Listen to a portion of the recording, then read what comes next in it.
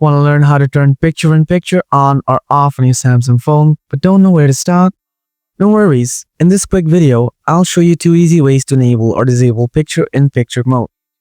Let's get right into it. Method 1. Using app settings.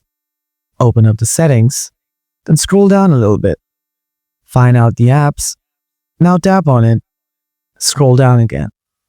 Here is the picture-in-picture feature. Tap on it.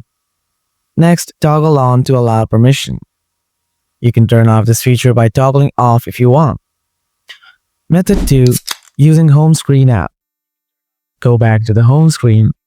Find out the app you want to turn on and off the picture-in-picture feature. After that, press and hold on the app. Next, tap on the eye icon. Now scroll down a little bit. Find out the picture-in-picture feature.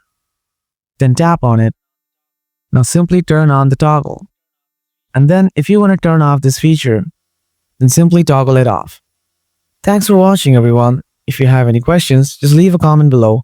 I'll see you in the next video. Until then, take care.